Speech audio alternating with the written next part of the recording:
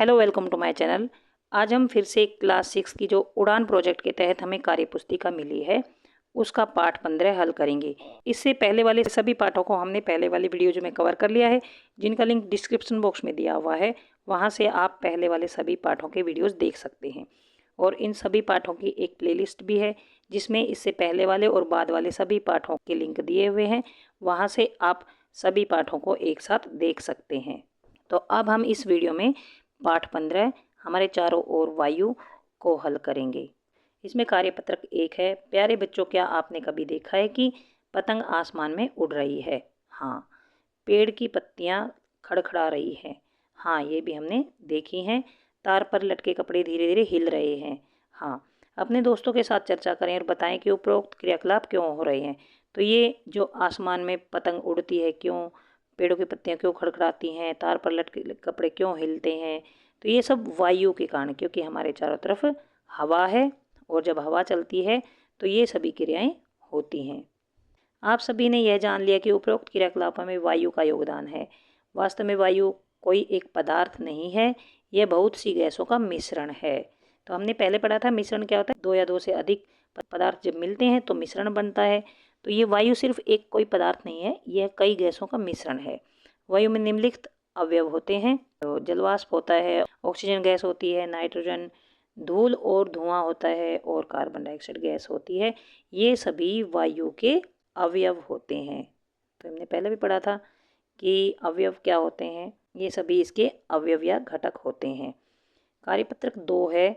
अपने सहपाठियों व अध्यापक की सहायता से निम्न गतिविधियों को कक्षा कक्ष में करें। अपना निष्कर्ष उपयुक्त स्थान पर लिखें।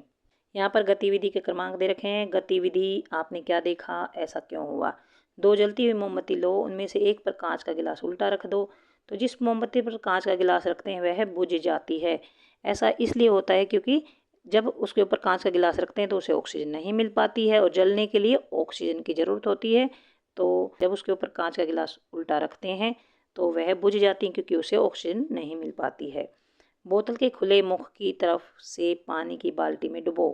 जब हम किसी भी बोतल को पानी में डुबोते हैं तो उस बोतल को बिल्कुल उल्टा करके तब पानी के अंदर डालते हैं तो बोतल में पानी नहीं भरता है और बोतल ऊपर की तरफ उठती हुई महसूस होगी, मतलब बोतल पर ऊपर की ओर दाब महसूस होता है और इसमें पानी नहीं भरता है। ये हमने देखा।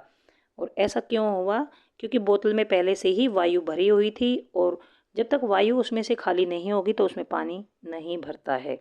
तीसरा है एक गिलास जो उसमें बहुत ठंडा पानी भरकर थोड़ी देर के लिए रख दो। तो क्या होता है, उसकी बाहरी सतह पर पानी की बूंदें दिखाई देंगी। जैसे हम कई बार कोल्ड ड्रिंक वगैरह लाते हैं या फ्रिज से बर्फ़ निकालते हैं गिलास में डालते हैं तो उसकी बाहर की तरफ छोटी छोटी बूंदें हमें दिखाई देती हैं। तो ऐसे इसलिए होती है क्योंकि वायु में जलवाष्प होता है और जब वायु किसी ठंडे पृष्ठ के संपर्क में आती है तो जलवाष्प संघनित होकर पृष्ठ पर चिपक जाती है। मतलब जैसे ये गिलास है तो गिलास के चारों तरफ यहाँ पर वो जलवाष्प होता है और जैसे ही इसके अंदर कुछ बर्फ़ वगैरह ठंडी चीज़ें, बर्फ़, आइसक्रीम या कुछ और चीज़ इसमें डाली जाती ठंडी चीज़, तो ये जो जलवाष्प होती है ये ठंडी होकर यहाँ पर इसकी सतह पर चिपक जाती है। एक कांच के बर्तन में पानी को उबाला जा रहा है तो क्या देखेंगे, पानी में बुलबुले दिखाई देते हैं। तो पानी में बुलबुले क्यों दिखाई देते हैं, क्योंकि पानी में वायु होती है और जब पानी को उबाला जाता है तो वो जो वायु होती है वो उसके बुलबुले बनते हुए दिखाई देते हैं। जब मिट्टी के एक ढेले पर पानी डाला जाता है तो क्या होता है, मिट्टी से बुलबुले दिखाई देते हैं, मतलब मिट्टी से बुलबुले निकलते हुए दिखाई देते हैं।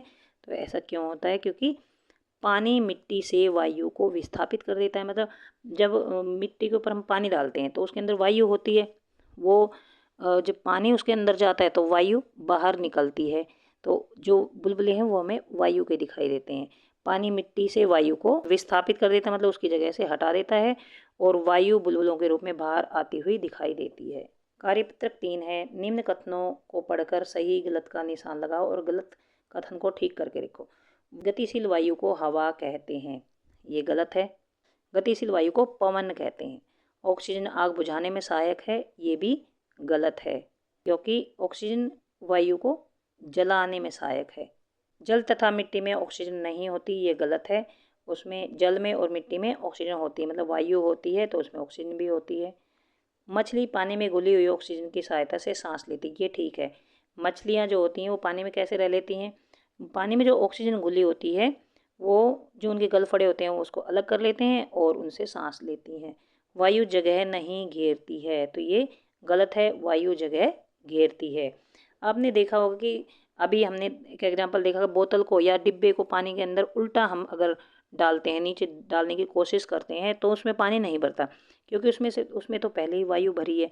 अगर थोड़ा सा टेढ़ा करके उसमें पानी डालते हैं तो जो वायु है वो बाहर निकलती रहती है और उसमें पानी अंदर जाता रहता है।